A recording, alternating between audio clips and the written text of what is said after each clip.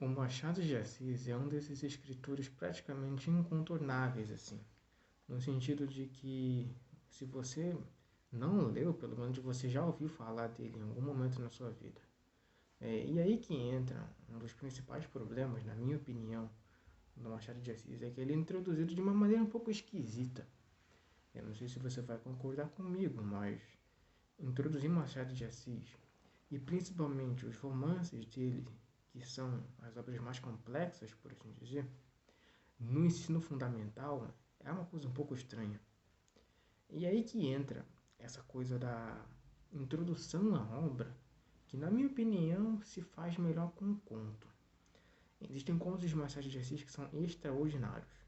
Alguns dos meus favoritos, inclusive me influenciaram na escrita, como eu já disse anteriormente, são coisas assim que praticamente não exigem tanto esforço como ler um romance como Memórias Póstumas ou como Dom Casmurro, que é uma obra aí tão célebre, mas tão célebre que até virou discussão se Capitu traiu ou não.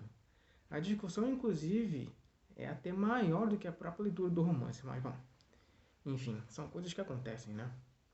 Bom, a forma como o livro, como as obras são introduzidas, que ao meu ver é um erro, assim, porque eu não sei se adolescentes de 12, 13, 14 anos estão preparados para ler alguma coisa como Memórias Póstumas ou Dom Casmurro. Porque essas obras têm algumas sutilezas, assim, que não estão presentes exatamente no texto. São aquela coisa do que está debaixo do texto, debaixo da ponta do iceberg. O subtexto presente nessas obras e em tantas outras é uma coisa que, assim, é um pouco difícil de ser capturado se a pessoa tem um primeiro contato logo com aquelas obras, logo com aqueles romances. Então eu fico pensando se não seria melhor introduzir a obra do Machado de Assis através de um conto, como por exemplo A Carteira, como por exemplo Quem Conta um Conto, um outro conto dele, como por exemplo A Causa Secreta, que é inclusive um conto de terror, aí muito interessante, muito legal dele, que eu recomendo inclusive.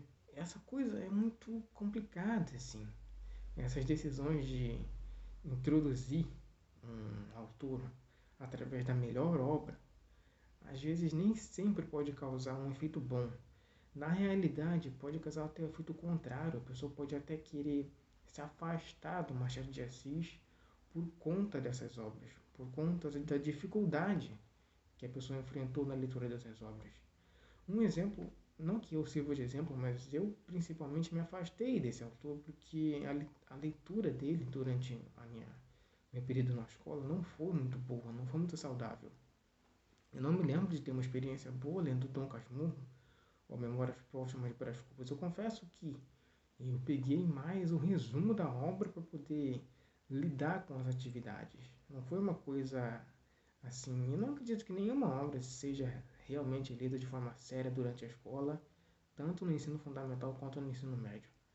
E, infelizmente, é uma coisa que acontece, é um dos milhares de defeitos aí da nossa educação.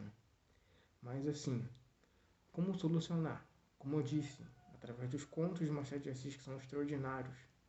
Uma coisa que é muito presente na obra dele é o discurso. Um discurso extremamente elaborado, uma retórica extremamente trabalhada. E isso está presente tanto nos romances quanto nos contos, mas principalmente nos contos, porque aquilo é visto de forma mais sintética, aquilo é visto de forma mais resumida, de forma mais enxuta. Então, quando a gente vai ler um conto chamado Pai contra Mãe, a gente acompanha a história de um protagonista que a gente vai meio que começando a defender uma coisa que é indefensável. O protagonista dessa história é um homem que é pobre, que não tem um emprego fixo e que acaba se tornando um caçador de escravos. Naquele período da escravidão, essa era uma profissão assim recorrente, uma profissão assim de mercenário, tipo, de pessoas que não tinham uma renda certa. E vai chegar no momento desse conto em que o protagonista ele vai se deparar com um dilema: se ele captura uma escrava que está grávida ou não. Na realidade, ele descobre que ela está grávida no momento da captura. E é uma coisa bem tocante assim de ver que se ele capturar a escrava que está grávida, provavelmente ela vai. Bom, enfim, você tem que ler o conto para saber. Mas assim, o que é importante saber sobre Machado de Assis é que foi um escritor que não foi perfeito, tá? Não um escritor perfeito, mas é um escritor extraordinário, que realmente todo mundo deveria conhecer, todo mundo deveria ler, mas que infelizmente ocorre esse negócio de que a apresentação da obra dele, às vezes, feita de uma forma meio truncada, meio mal feita mesmo. Seria bom se tivesse essa consciência de que as obras do autor, elas não são exatamente, não existe exatamente uma ordem, nenhuma, digamos assim, um plano, uma sequência de leitura do mais fácil até o mais difícil. E isso é o que colabora assim, para essa dificuldade toda, para às vezes essa repulsão toda pela obra de um autor.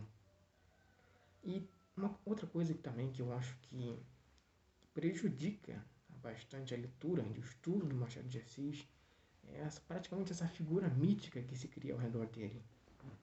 Realmente foi uma coisa extraordinária a ascensão social que ele conseguiu através do próprio trabalho, porque se hoje em dia a ascensão social de um negro, de um jovem negro, é uma coisa realmente muito difícil, imagina no século XIX.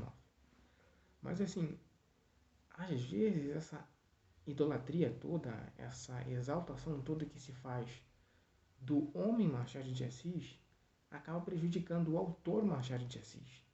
A gente tem que lembrar que homem e autor, embora estejam juntos, não são necessariamente a mesma coisa. O que eu quero dizer com isso? Essa idolatria toda pode acabar prejudicando a leitura da obra dele. Pode ser que a pessoa fique mais preocupada em idolatrar a figura do Machado de Assis do que propriamente estudar a obra dele. Isso é uma coisa que é um mau sintoma, infelizmente, da literatura e que a gente precisa trabalhar para que isso seja expurgado assim, ou que seja diminuído mesmo. É uma coisa a se considerar.